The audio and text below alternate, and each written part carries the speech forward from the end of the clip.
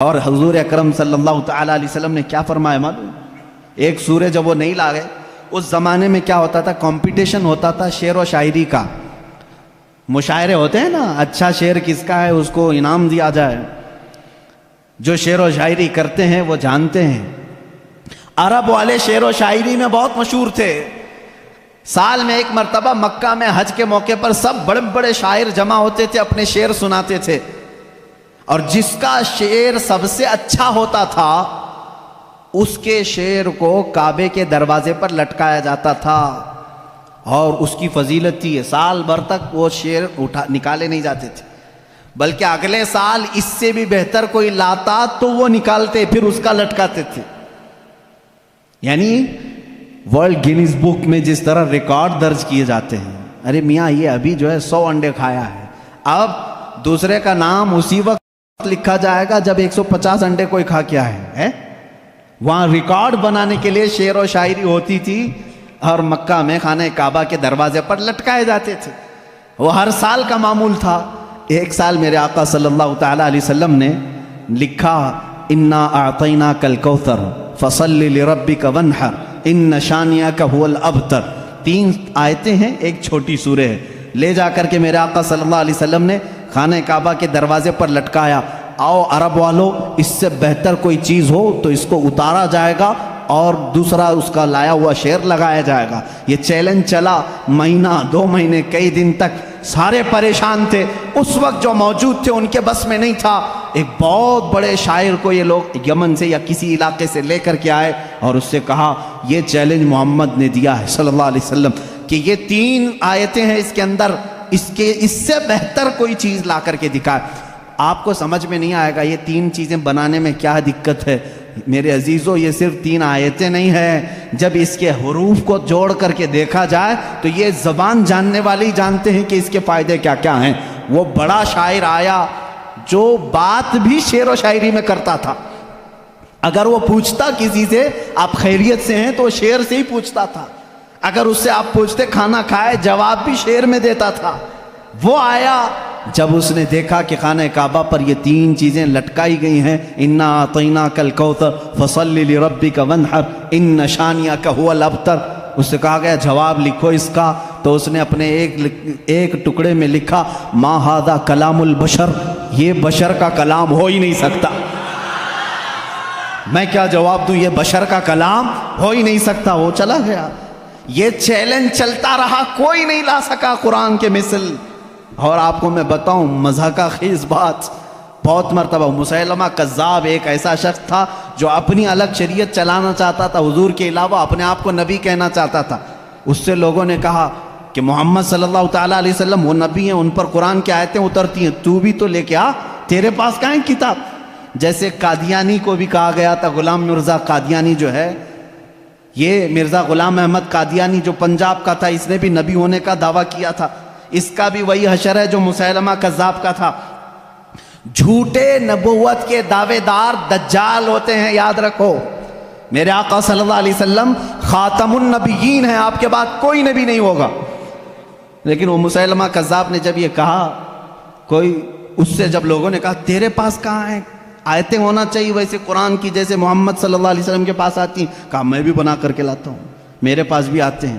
تو بہت دن تک سوچا، اور پھر اس کے بعد خود سے ہی اپنے دماغ سے بنانے لگا کہ الفیل ملفیل وما ادراک ملفیل، قرآن کی سورہ ہے نا القاریۃ ملقاریہ وما ادراک ملقاریہ، اس سورہ کے وزن پہ اس نے اپنے سے بنایا الفیل ملفیل وما ادراک ملفیل ذنبہ صغیر وخرطومہ طویل، یہ بنایا لے کر کے آیا سارے لوگوں کے سامنے۔ کیا مطلب ہے معلوم ہے اس کا؟ الفیل ملفیل، ہاتھی، کیا ہاتھی؟ وما ادراک ملفیل، تم کیا جانو کہ ہاتھی کیا ہوتا ہے؟ اس کی پونچھ چھوٹی ہوتی ہے، اس کی سونڈ لمبی ہوتی ہے۔ ابھی یہاں ہنس رہے ہیں، عرب والے تو اس پر پیٹ پکڑ کر ہنسنے لگے، کیا بنا کے لایا بیوقوف۔ سب اسی وقت ہنس پڑے۔ ظاہر سی بات ہے 14 صدیوں کے بعد مسلمان اس کی بات پر ہنس رہے ہیں تو عرب والے کتنا ہنسے ہوں گے۔ گیا بھاگ کر کے، نہیں بنا لا سکا۔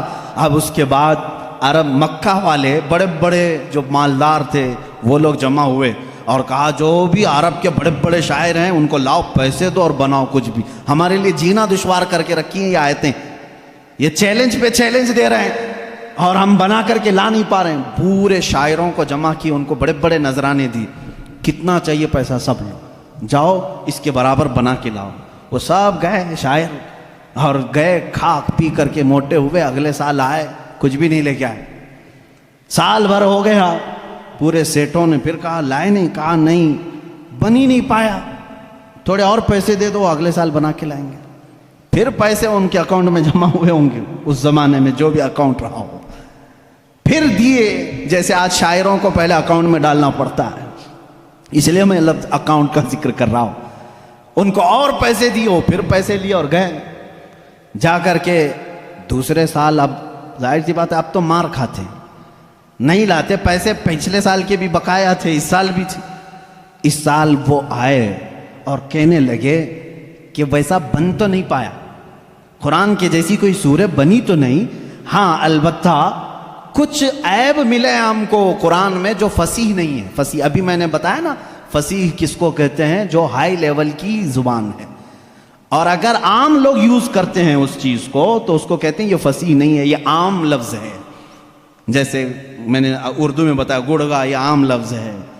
انہوں نے کہا 4 لفظ ہم کو ایسے ملے ہیں جو عربی گرامر کے حساب سے فٹ نہیں بیٹھتے، عربی گرامر میں ایسا یوز نہیں ہوتا۔ انگلش کے گرامر توڑ کر کے اگر بولو گے تو انگریز ہنسیں گے، ہمارے گرامر توڑ کر کے بولو گے ارے لڑکی بہت اچھا تھا، آپ ہنسیں گے، یہ گرامر میں نہیں بیٹھتا ہے نا۔ اسی طرح ان شاعروں نے کہا 4 لفظ قرآن میں ایسے ملے ہیں جو گرامر سے ہٹے ہوئے ہیں۔ کہا چلو یہ بھی بڑی بات ہے، یہ بھی بڑی بات ہے، تم بنا کر کے نہیں لائے لیکن قرآن کے کچھ ایسی چیزیں ڈھونڈ کے تو لائے ہو جو قرآن میں عیب ہے۔ کہا جلدی بتاؤ کیا ہے؟ کہا 4 چیزیں ہیں۔ توجہ چاہتا ہوں میرے عزیز، یہ ذہن میں رکھنا، حضوا ایک لفظ آیا ہے۔ ان جاہلوں نے کہا، وہ شاعروں نے، بڑے بڑے شاعر تھے، حضوا نہیں یوز کرتے عربی میں، استہزاء، یعنی مذاق کے لفظ کو کیا کہتے ہیں عربی میں؟ استہزاء، لیکن قرآن میں حضوا یوز ہوا۔ تو انہوں نے کہا حضوا یہ عام لفظ ہے، یہ ایسا نہیں یوز ہونا چاہیے تھا۔ کہا دوسرا کیا ہے جلدی بتاؤ؟ کہا کبیر بڑے کو کہتے ہیں لیکن قرآن نے اس کو کبار کہا ہے۔ کبار کون یوز کرتا ہے؟ ان شاعروں نے کہا کبار یہ گرا ہوا لفظ ہے، کبیر یوز کرتے ہیں، اچھے لوگ جو ہیں وہ کبیر یوز کرتے ہیں، کبار نہیں۔ 2 لفظ ہوئے، حضوا، کبار۔ پھر تیسرا لفظ انہوں نے کہا لشیئن آتا ہے، لشیئن یہ گرامر کے حساب سے فٹ بیٹھتا ہے، لیکن قرآن نے لشیئن کہا پیش کے ساتھ، یہ بھی گرا ہوا۔ پھر کہا اچھا اور کیا ملا؟ کہا عجیب ہوتا ہے، جیسے کوئی بھی عجیب چیز کو دیکھتے ہیں عربی میں بھی اس کو عجیب کہتے ہیں، عجیب، لیکن قرآن نے اس کو عجاب کہا ہے۔ عجاب یہ گرا ہوا لفظ ہے، عجاب کہاں آتا؟ یوز نہیں ہوتا عرب میں۔ تو یہ سیٹھ لوگ بڑے خوش ہو گئے، چلو کچھ تو کمیاں ڈھونڈ کے لائے ہیں 2 سال کی محنت کے بعد، چلو محمد صلی اللہ علیہ وسلم کے پاس آئے، کہا ہے محمد صلی اللہ علیہ وسلم آپ کے چیلنج کو ہم نے ایکسیپٹ کیا، صورتیں تو نہیں لائے لیکن تمہارے قرآن میں 4 ایسی باتیں ہیں جو فصیح نہیں ہیں، عام ہیں، گرامر سے گری ہوئی ہیں۔ حضور صلی اللہ تعالیٰ علیہ وسلم نے پوچھا بھی نہیں کیا ہے کیا نہیں ہے، کہا میں تم سے بات نہیں کروں گا، تم سے بات نہیں کروں گا، تم اور میں ہوں نا، ہمارے دونوں کے بیچ میں کوئی ایک بڑا فیصلہ کرنے والا ہونا چاہیے۔ کون طے کرے گا؟ کون طے کرے گا کہ یہ عربی گرامر کے حساب سے فٹ بیٹھتے ہیں کہ نہیں بیٹھتے ہیں، فصیح ہے کہ غیر فصیح ہے؟ تو حضور صلی اللہ تعالیٰ علیہ وسلم نے یہ فیصلہ بھی ان کے ہی حوالے کر دیا، جاؤ تم ہی ڈھونڈ کے لاؤ کوئی ایسا بڑا آدمی جو میرے اور تمہارے درمیان فیصلہ کرے گا۔ تو انہوں نے کہا ٹھیک ہے ڈھونڈتے ہیں۔ ڈھونڈ کر کے جانتے ہو کس کو لائے ہو؟ ایک 97 برس کا بڈھا تھا، 97 ایئرز کا، وہ اپنی لینگویج کو اتنی محفوظ رکھتا تھا کہ شہر کی لینگویج مکس نہ ہو جائے، اس کے لیے وہ پہاڑوں پہ رہتا تھا، اس کو اپنی لینگویج پر فخر تھا، اس سے زیادہ عرب میں کوئی فصیح آدمی نہیں تھا۔ اگر اس کی طرف سے کوئی بات آئی تو پورے عرب میں وہ قانون بن جاتی تھی، یہ لینگویج بہت فصیح ہے، فلاں بوڑھا جو 97 سال کا وہ بولتا ہے۔ تو یہ لوگ گئے سارے سیٹھ اور شاعر اس کے پاس گئے، کہا ہمارے اور محمد صلی اللہ علیہ وسلم کے درمیان میں ایک مقدمہ ہے، آپ کو فیصلہ کرنا ہے۔ انہوں نے کچھ بتایا ہی نہیں تھا کیا ہے کیا نہیں ہے۔ اس بوڑھے کو منا لیا اور وہ بوڑھا اتر کے آیا، پہاڑوں سے اتر کر کے حضور کے پاس آئے۔ اب فیصلہ ہونا تھا۔ اب توجہ چاہتا ہوں، 4 لفظ ہے نا، حضوا، کبار، لشیء، عجاب، یہ 4 ورڈ ہیں، ان کا دعویٰ تھا۔ اس بوڑھے کو لے کر کے آئے فیصل بنا کر کے۔ حضور صلی اللہ علیہ وسلم کے پاس جب وہ آیا تو حضور بیٹھے ہوئے تھے، اور عرب میں بڑے لوگ آتے ہیں تو کھڑے ہو کر کے استقبال کرتے تھے۔ حضور اکرم صلی اللہ علیہ وسلم نے نہیں استقبال کیا، اٹھے ہی نہیں، آپ بیٹھے رہے۔ وہ بوڑھا آیا، دیکھتا رہا، اور اس کے بعد آ کر کے اپنی جگہ بیٹھ گیا۔ حضور کھڑے ہو گئے۔ وہ جب بیٹھا حضور کھڑے ہو گئے، وہ بچک کر کے پھر کھڑا ہو گیا۔ بوڑھا تھا، حضور صلی اللہ علیہ وسلم بیٹھ گئے، پھر وہ بھی بیٹھا۔ تھوڑی دیر وہ ادھر بیٹھا تو میرے آقا صلی اللہ علیہ وسلم نے فرمایا نہیں نہیں نہیں، ادھر آ کے بیٹھو۔ اس کو اٹھایا، پھر ادھر بیٹھایا۔ تھوڑی دیر ابھی وہ بیٹھا تھا، پھر حضور نے فرمایا یہاں نہیں، ادھر آ کے بیٹھو، ادھر ہی ٹھیک تھا۔ اس کو پھر ادھر اٹھایا۔ بھائی 97 سال کے بوڑھے کو اگر بار بار اٹھاؤ گے بٹھاؤ گے سنک جائے گی، کیا ہوگا؟ پھر اس کے بعد اس کو حضور نے کہا تیسری مرتبہ، ارے نہیں، آمنے سامنے بات کرنا اچھا، یہاں سے اٹھو، سامنے آؤ۔ ارے میاں اب تو اس کی حالت خراب ہو گئی، اٹھا اور غصے میں بولنے لگا، یا محمد انی شیخ کبار اتتخذنی ہزوا وان منکم ھذا لشیء عجاب۔ اس بوڑھے نے کیا کہا معلوم ہے؟ اے محمد انی شیخ کبار، میں بوڑھا آدمی ہوں، اتتخذنی ہزوا، کیا تم میرا مذاق کر رہے ہو؟ وَإِنَّ مِنْكُمْ هَذَا لَشَيْءٌ عُجَابٌ، اور ایسا معاملہ تمہارے سے یہ بہت عجیب لگتا ہے۔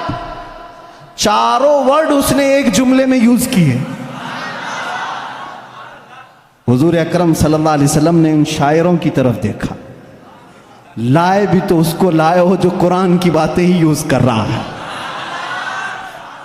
بیچارے اب ان کے پاس منہ جھکا کر جانے کے علاوہ کیا چاہ رہا تھا؟ فیصلہ ہو گیا اس دن۔